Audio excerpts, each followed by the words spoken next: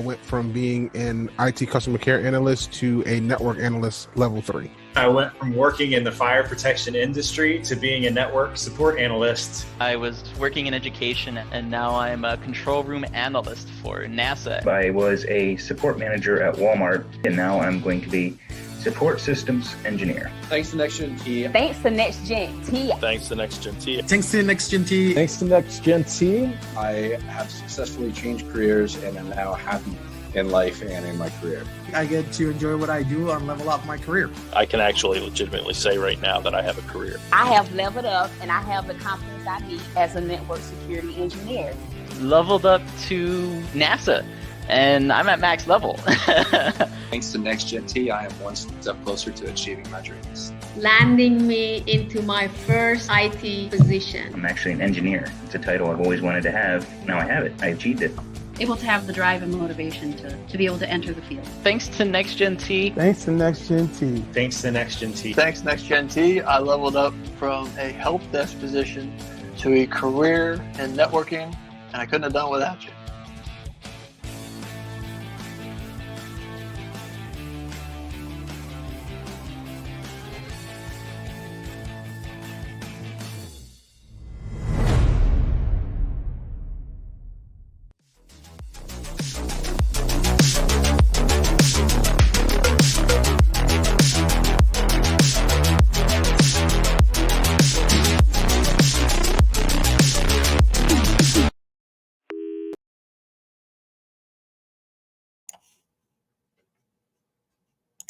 Yo, it took me a minute to figure out how I need to click. My bad. Anyway, hello, world of the internet. I hope you're all doing well today. I hope you're excited for today's show because I am super stoked. I have the legend Pat Gorman on the show. If you guys are unfamiliar with him, there's a link to his YouTube channel in the description below. Infosec Pat. This dude has like 8,000 IT certifications. It's ridiculous, and he is probably one of the smartest guys that I have ever had the pleasure of speaking with. And now I actually have the pleasure of working with him at NextGen T because he is now one of our instructors, which is super, super exciting. So I don't even want to wait. I'm going to bring this dude on right now. What's going on, Infosec Pat? How you doing, boss? Good. How you doing, Zach? Good. Peachy keen. I am peachy keen. I am so excited to have you on here, man. I said that you got like 8,000 certifications, but really it's like what? 700 or something? I don't know. I can't keep track. I really don't. I don't know. Maybe you can't keep track. He can't even keep track of how many certs he's got. It's too many. Realistically, probably 70 something. How many of those are current? Probably 40. 40. Probably about 30. Probably. What's the last cert you got? The last cert I got was the Azure Expert. You are an expert, that's for sure. Yeah, so the end of 2019. So 2020, I didn't get any certs, but now I'm working towards a few. Pen Test Plus and CYSA. So hopefully that's another couple under my belt. You're a busy man. You are a busy guy. So if there are people out there not familiar with you, why don't you give us a little background? Who is the Mr. Infosec Pat? Yeah, for sure. So a little bit about me. I've been working in IT for about 15 years now, maybe a little more.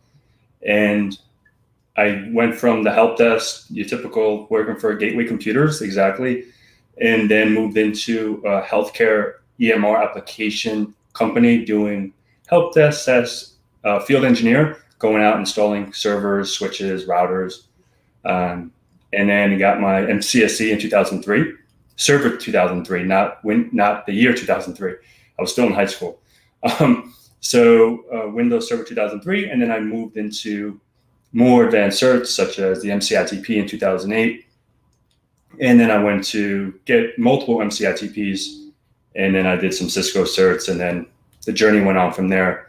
Got in from system admin stuff, going into network engineering, network administration, and then into the InfoSec world. So that's pretty much my journey. That's awesome, man. What's the hardest cert that you got out of all of them? What do you think was the most difficult? The MCSE 2003. Really? And maybe my A plus.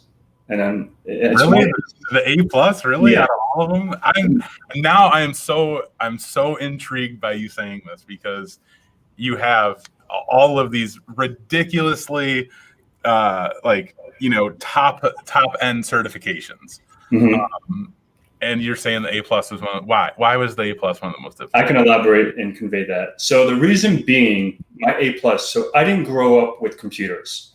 I didn't grow up taking apart computers, playing video games. I didn't grow up that way. So when I did my A+ certification, it was more hardware driven, right? And I did this. I think it was the 601 and 602, if I remember. I don't even know where that certification is, to be honest. But it was like blue. It was not even red and white and like it is now. It was like blue and grayish or whatever. It's so old, you probably guys don't even know it. But so I didn't grow up, you know, with computers. So it was very difficult for me when I got. So the MCSE was hard, but remember, it was all like I can lab that up, right? Back then it was virtual PC. So, or I had physical servers in Windows Server 2003 instead of domain controllers with DC promo. There's not like roles and features now like ADDS, Active Directory Domain Services, if you guys aren't familiar with that acronym. But yeah, so that's that. You know, it was very hard because it was a 2-part exam. I didn't really know about South Bridge, North Bridge, this RAM, your RAM, all these things. I didn't know anything about that. So that's what was really difficult for me because I didn't really have that experience. And I didn't like it. I just needed it for a job that I was at because they wanted someone with a hardware certification. And that was the A+ is pretty much the entry level certification to work on the machines at that specific company. That's awesome, man. That's great to hear in many ways. I think that's encouraging for people just to know that, hey, like, you're this dude who started with no real prior background with computers. Like you didn't even care about technology, it seemed like. Nope. And like, you tell me all the time, like, I don't game. You don't game at all. Like you're not big into any type of gaming, which I think many people are surprised about. But I don't know. I think the nerd world has definitely grown and evolved to, you know, encompass, you know, people who aren't just the typical nerd, the typical person who you think is going to work on a computer. You know, walking down the street, then nobody's going to look at you and be like, yeah, that's a nerd. Like, that's a hardcore nerd right there, you know? And I think that's the case just in general nowadays. It's not, you know, the typical, like, person looking like me who's all overweight and, you know, blah, blah, blah. Yeah, but, you know, there's definitely, I think, has been a typical stereotype for sure for a long time on, you know, the people who did work in IT. And I think as, you know, we've grown and evolved, that's definitely changed. But I think just, you know, hearing your kind of story, that's very encouraging for people. So thank you, man. Cheers, anytime. What's up, Rob Riker? I see Rob Riker's in the chat. Kev Tech's in the chat. Just got to give a shout out. Robbie, what's up, mate? So we got a good background about you, kind of where you got started. What did you do before, you know, kind of working at Next Gen T as one of our trainers here? What were you involved with? Yeah, primarily, I guess. You don't have to tell us who you worked for, but what kind of stuff did you do? Yeah, so there was a company I worked for. It was a cloud company. They did cloud computing. The back infrastructure was pretty much VMware, ESXi, VMware Orchestrator, and they were big into providing VDI solution. So they had VMware Horizon View. Sorry, I just drew a blank. And for that company, I was the cybersecurity engineer or pen tester. We would go out and do engagements, setting up the rules of engagement for the scope of work for the pen test or for whatever engagement that we're engaging with, right? All the way from that to, you know, setting up Active Directory, right? Setting up a new Exchange environment, spinning up new VMs, setting up UCSs, Cisco UCSs for their hosts across, you know, then doing some networking as well. Because when you're in a company that, you know, even though you specialize in cyber or what have you, you're going to have different areas that you touch on, right? Like I was able to touch a lot of technologies from like the VMware world, the virtualization world, the hardware world, the software world. So that's all, you know, that's pretty much there. And then before that, I worked for a bank.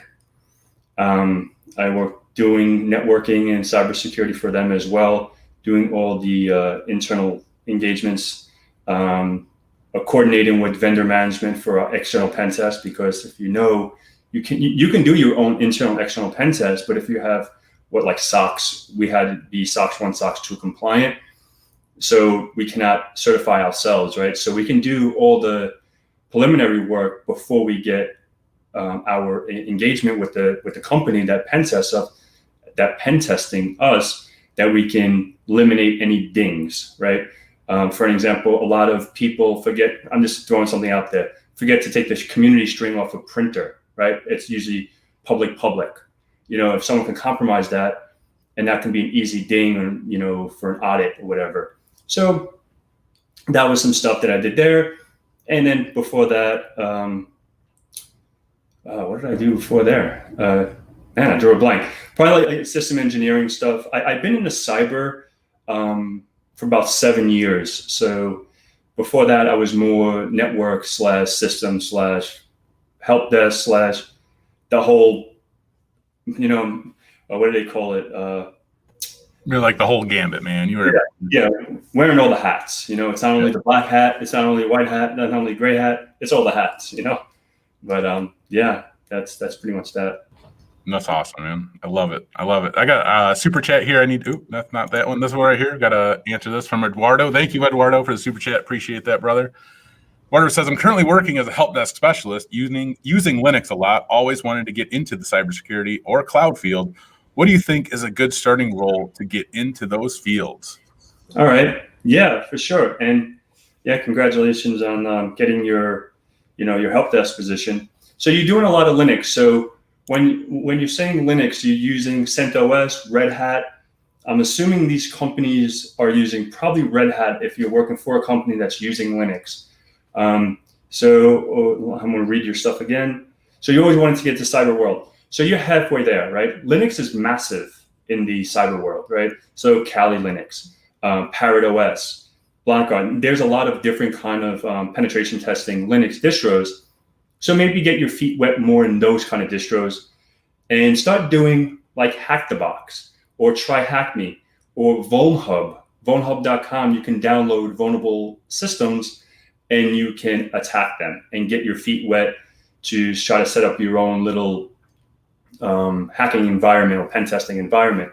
So I think that'll be a good way to start. And maybe if you're interested, check out NextGen-T. We have a cyber program that we actually use. A lot of different tools that cybersecurity professionals that it would be useful to get into, like a SOX analyst position, blue teaming type work.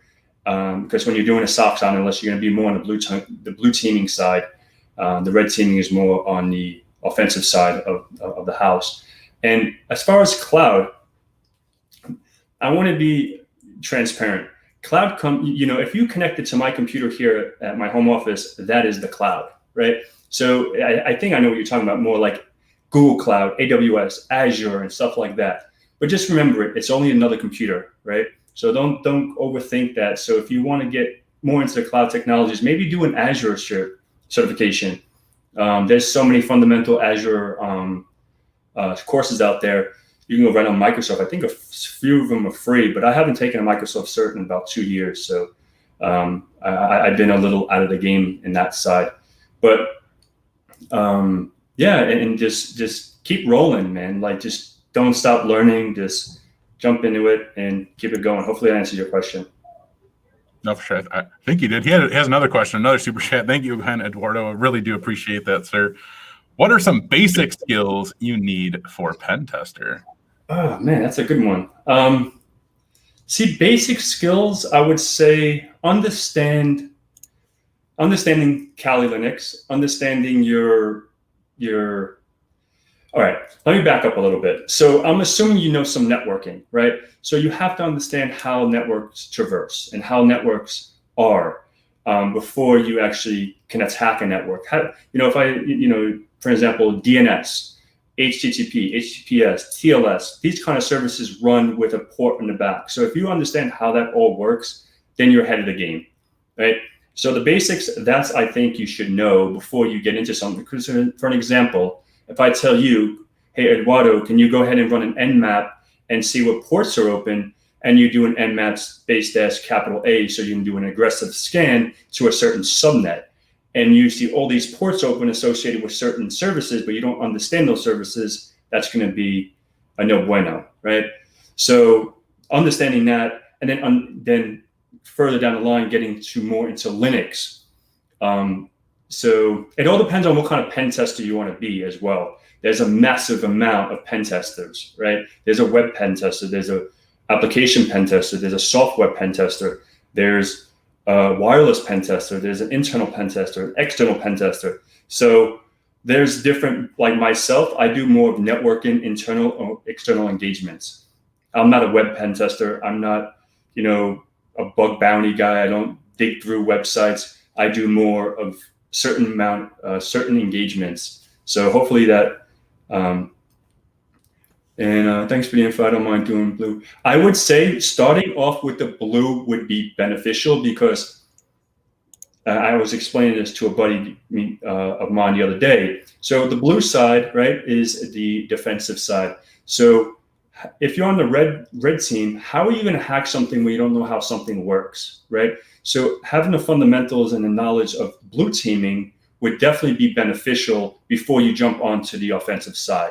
That's just it benefited me, right? Because that's the approach I did, because I never knew I was going to get into cyber. I'm going to be 100% transparent, right? But by me knowing how Active Directory works, internal routing works, some of the stuff like that help, more of the internal engagements for the blue teaming, group policies. So now if I say, okay, now I captured a user in Active Directory in XD, let's patch the hash. Let's use Responder, which is a Kali Linux tool that, captures hashes on a username, right? So now I can take that offline, use Hashcat, to attack that or try to crack that password. And, you can do on SecList, you can use the rocku.txt embedded in Kali. There's a whole bunch of massive amount of word lists out there with passwords. Just a quick Google search and I'm sure you can find it. So hopefully that I can go on rants for hours with that. But, yeah. I know you could, man. You love talking about this stuff. It's great. I think people are getting definitely a lot of useful information out of there. Here's another one from Eduardo, man. Thank you, Eduardo. Huge shout out to you, brother. He says, thanks for all the advice. He's currently doing Hack the Box, network, Security Plus stuff. But what about Python or Bash scripting? Is that super necessary? Great question. Yeah, that is an awesome one.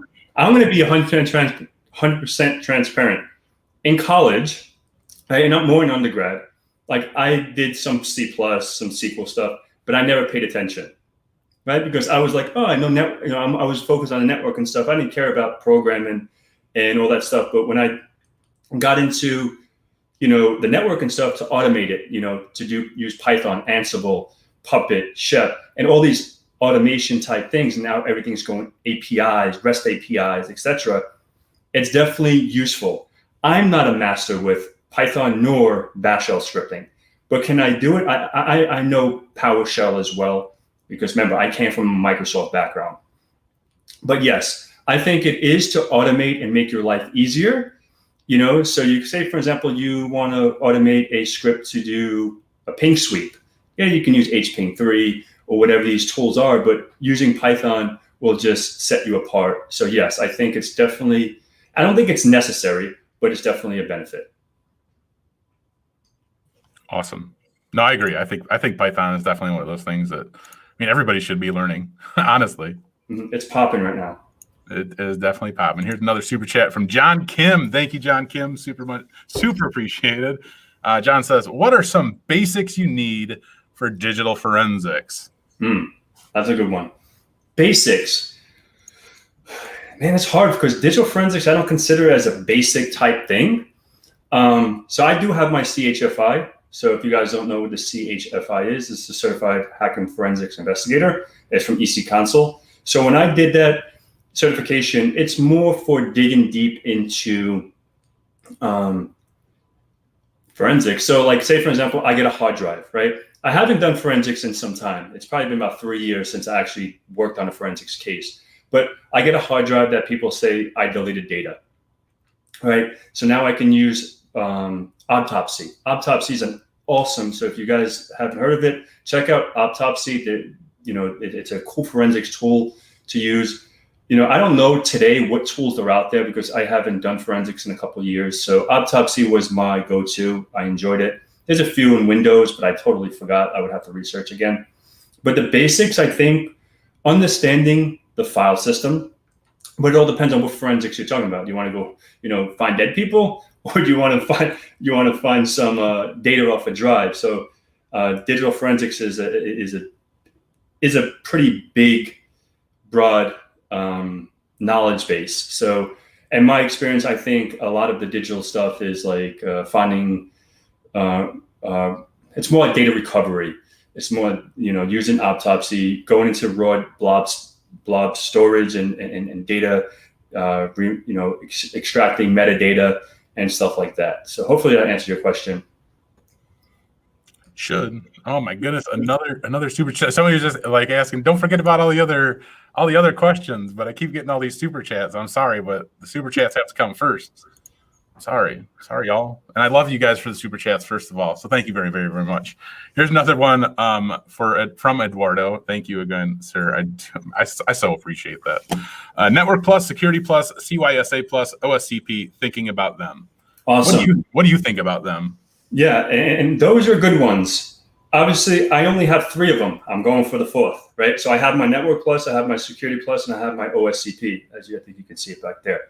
But the CYSA, I am studying for it. So I don't know about it, but I think it's more like analytics, more like Splunk, more going into. I haven't really started studying for it, so I'm just guesstimating right now from what I read. But I think it's definitely a good one, and that order as well. And it was the A Plus, Network Plus, CYSA, and OSCP. Yeah, leave that up for a second. So before you would, I think before you go to do the CYSA, I think there is one that's before that. You can do, it's called EJPT. It's from eLearn Security. It's the eLearn Junior Penetration Tester. I think that'll be a benefit to get it. I haven't taken that exam yet either. I'm thinking about doing some eLearn security stuff because they have, I think it's EPPT, Advanced Penetration Tester or something. But you can get the eLearn Junior Pen Test one before the CYSA, and then I think that order would be beneficial, and then do a CYSA because I think that's more blue teaming, vulnerabilities, finding logs, Splunk, and all that stuff. And then the OSCP would be an awesome one too. And throw the Pen Test Plus in there if you're at it, it wouldn't hurt. For sure. Awesome, man. Gotta give a shout out to Gabe A. $10 super chat. Thank you, brother. I really do appreciate it, man. That's awesome. Hey, good up. Thank you very much. All right, where's your stack of certs at, real quick? You had it earlier. It's not all of them, I know. No. There was a couple of them. And you were sitting there like going through them. He's like, yeah, I get this one. He's like, I'm trying to find this one. It's like 12 down the line in the stacks there. It's ridiculous. A lot. And this isn't all of them. This is just a couple that I have to handle with my cameras. So like, for example, let's go like on top, here's the CEH, my CISSP, another one, CISSP, CHFI, it's my CHFI. ECSA is another one from EC Console. I have a lot, man. I'm not going to go through all of them, but that's LPT, License Penetration Tester. Yeah, you don't have to go through all of them. DNA and all of those. That is just quite the impressive stack right there. Yeah. I feel honored to have you on this channel and to even know you, because that's impressive. That's a lot of hard work. So I got to give you props for going through all that, man. That's encouraging for people, I think, and I want people to see that. And by no means, I don't think anybody should try to compare themselves to you or think that they need to do exactly what you did. But I think it goes to show, like, man, when you're in the zone and you want something, like, you go after it. Like, you don't let nothing stop you. And I think that is so encouraging and inspiring. And man, I want more people to see that from you, dude. Cause like, it excites me. It makes me like jealous, envious, like like not in a bad way. I don't mean those in a bad ways, but it's just like, man, like it makes me want to do better. Like it makes me want to try harder. Like if this guy can get like 7,000 certs, man, like I can get 1 or 2. Like I can do it. I know I can do it. And I want to explain to you. I want to give a brief overview of why I have so many. Right. So a little thing about me, I don't do them to show them off. He just told me that. I would have never shown those things off. Yeah, I know you wouldn't know. He wouldn't have shown them off on his own. I'm not that kind of person. But a big thing for me is when I was working up the ranks, right? If I want to learn a technology, for example, SonicWall, like I worked for a company that they were a SonicWall partner, and we were implementing SonicWall before Dell bought them out. So I said, okay, I'm learning this technology. Why not go get SonicWall certified, right? So I went to go get SonicWall certified. Then we got WatchGuard partner. So then WatchGuard is, you can just, once you're a partner, you log in, you can do the training for free. I don't know, at least back then. So, and then I worked for the cloud company for, we had a VMware background, right? So I was like, okay, let me go get the DCP data center virtualization, DCV. I did mine in 5.5. Now I think they're up to 7.1, I think. But I never did the desktop side, DT, desktop for Horizon. But my point being is, if I want to learn a technology and I want to put all my hard thought and hard process learning that technology on the job, why not being reinforced for what I'm learning? So I did that for my own sake. I don't do it to say, oh, I have this and you don't have that.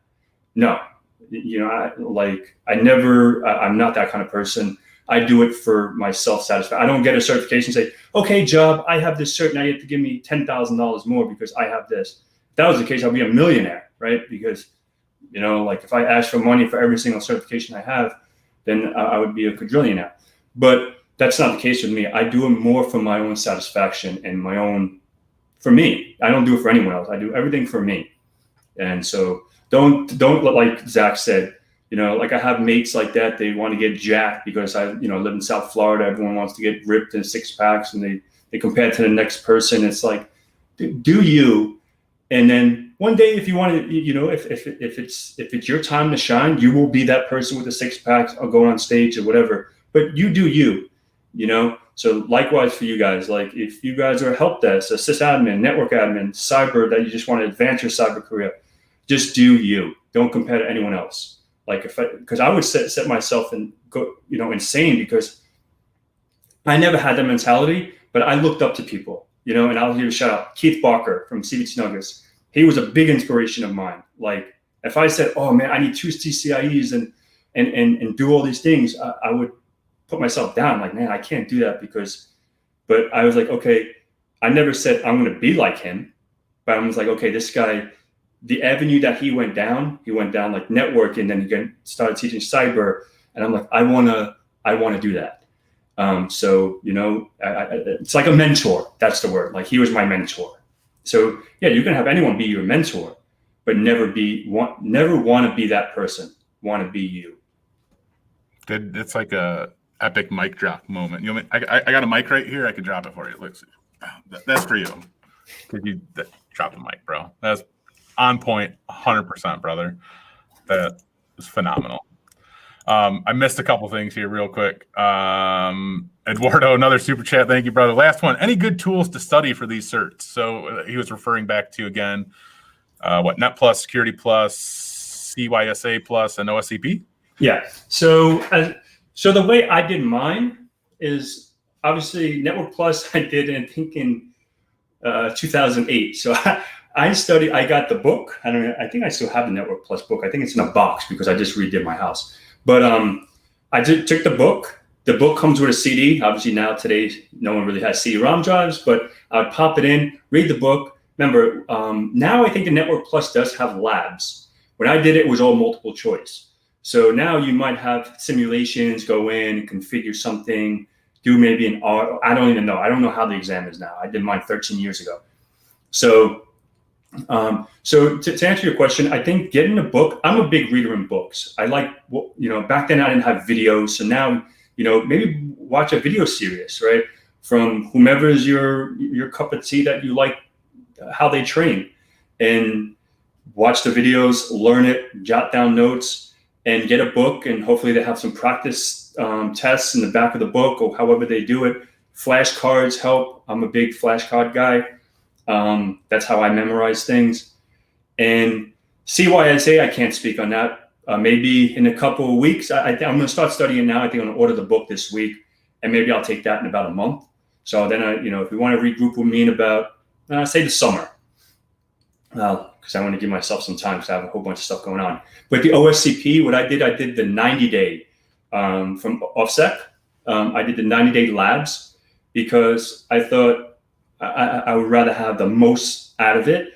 And then I did Hack the Box, Phone Hub. I Googled boxes, or because you have to. I don't know how much I can say because you sign an NDA with them, but you have to do. I guess you can go on OffSec and do your own research. I'm not going to convey any stuff about their exam, but you can just Google. Google's your best friend. Just Google what's the best way to study for the OSCP, and what is the virtual machines that will help me pass. And you can just use your logic and your thinking cap and figure out the rest. I love that answer. That was perfect, bro. Just want to give a shout out to Lynn Westbrook for the super sticker. Thank you very much. I do appreciate that. Awesome. And I do have to let you guys know that in about, 8 minutes, we'll be ending this live stream.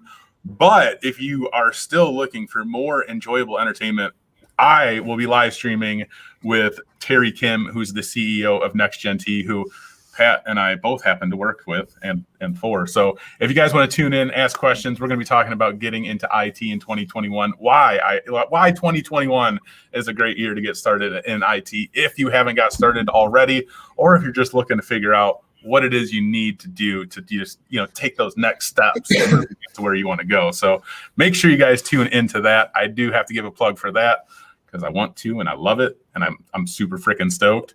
But back to Mr. Infosec Pat here, the star of the show today. He didn't like when I told him that earlier, but he is the star of the show today.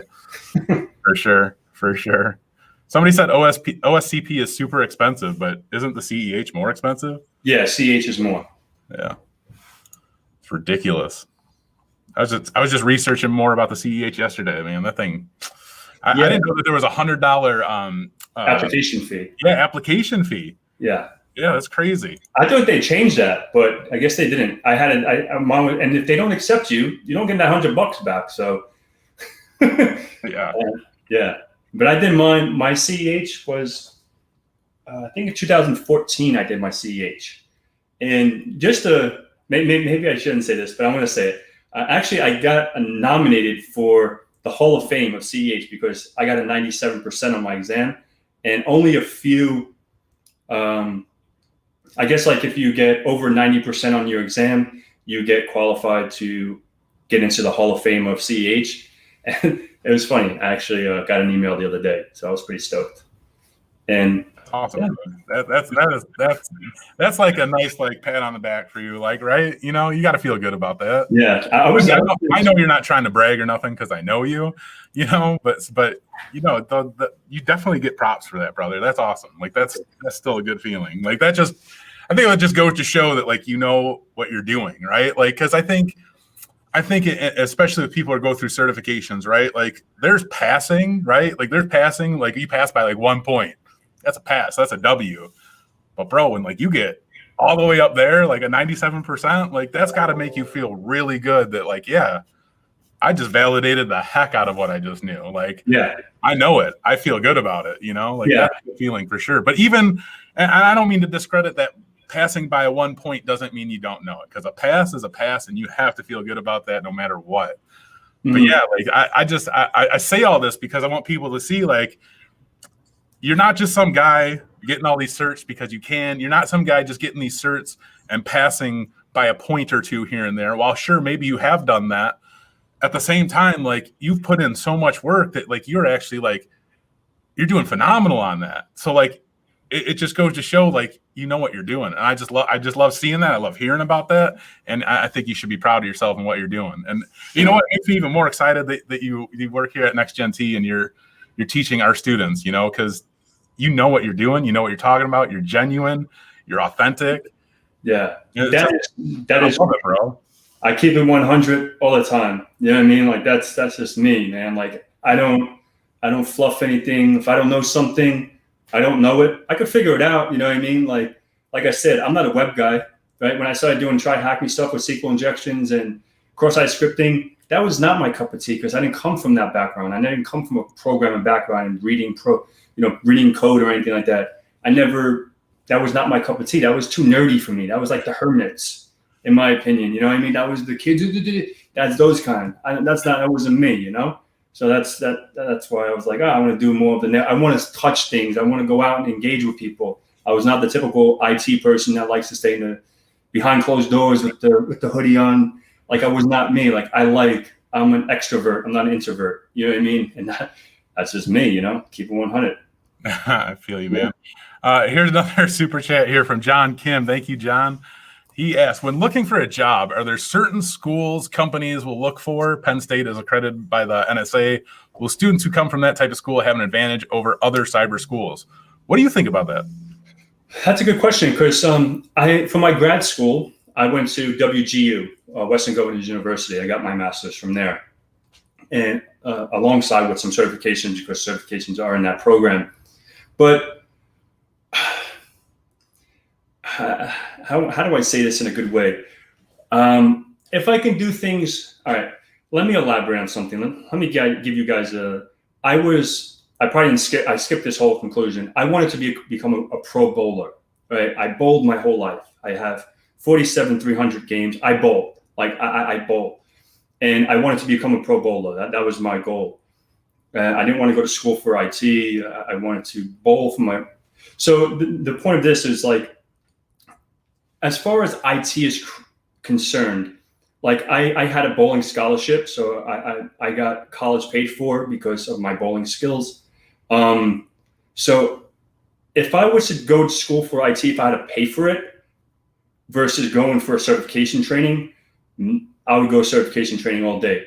You know, John, if you're like parents saying, no, bloody hell, like you're going to college, you know, if you have the choice of saying, if you want to do IT, I'm not saying if you want to go become a doctor, an attorney, etc., you need your degree, right? But if there's something in IT, you can go on alternate routes to become that for cyber. You know, I know many mates of mine that never stepped a foot in college, and they're awesome application developers. They're awesome sec DevOps guys, and all this stuff. So to answer your question, probably. I don't really know. I'm not gonna front. You know, it's not like you're going to Harvard Law or Law and then you go to some, you know, rinky-dink law school. Yeah, but in the cyber world, I don't think education in the sense of college degree holds more weight than certification and experience. So if you can show like Hack the Box, Try Hack Me, write-ups, and stuff like that, and then showing that you guys can accomplish these tasks, maybe do some CTF engagements or challenges and do that, I think that'll hold more weight than just a college degree. So I can't really answer that question because, you know, I don't really know too many cyber schools. So sorry about that, man. Hopefully that answers your question. I think that's good. I got one more question here. One more super chat, and then we'll be ending this one because I got to hop over to our next Gen T live stream. So make sure you guys tune into that again. Yeah, I'm definitely jumping on that. Heck yeah. So this super chat from Bluebird E22. Thank you very much. I do appreciate it. 2 years in help desk, just completed the CompTIA trifecta. What would you recommend as the next step for someone wanting to enter the blue team side of cybersecurity SOC, considering it's CISSP? All right, so you only have 2 years experience. So you need 5 years, and there's 8 domains in the CISSP. So you're not there yet. So maybe in 3 more years, you can come check me out. So you need 5 years, unless that changes. Or I think it can be 3 years, and if you have a college degree, and I think you need to get a sponsor as well. But I had my sponsor through Western Governors. But blah, blah, blah, blah. What do you recommend? Next step for someone to get. So blue teaming. So I would say try to get into a SOC position, you know, and do more of like try hack me stuff and set up your own lab. All right. So I didn't really emphasize on this too much, but set up your own in-house lab. If it's at your office, if it's at your home setup. Obviously, I know, budget and money can be a big factor, but if you have a few bucks, put together a machine, throw some VMs on it, and you can, set up Splunk, Elastic. So all these different kind of applications that you can use for more logging and blue teaming. I never really did too much blue team work in the sense of in the cyber side. Let me rephrase that, because obviously before I knew about cyber, I was all blue team because I was internal defending with firewalls and doing all the stuff that blue teamers do. But if you're considering the CISSP, think about that. So where I thought about with the CISSP, because I knew that was a buzzword. Yeah, and that was a buzzword, but the CISSP is more for managers. If you want to become a CISO, go for CISSP because that's going to be necessary. But yeah, hopefully that answers your question. No, for sure. Thank you, man. Thank you very much for being on, answering these questions. I know you've helped people. I think everybody has really enjoyed this. So thank you for being on here. Make sure you guys check out Infosec Pat's channel in the description below. Of course, you guys can come join us at NextGen and level up your IT career. And if you're looking to get into cybersecurity, he is doing cybersecurity training with us at NextGen. So definitely check that out if you're looking to move your career up. And now we're going to be kicking over to the NextGen YouTube channel. Link is in the description below. We're going to be starting that stream up in a couple minutes. I hope to see you guys there and ask us tons of questions over there. And thank you guys so much for joining. And Pat, of course, thank you. And we'll see you guys next time. Ciao.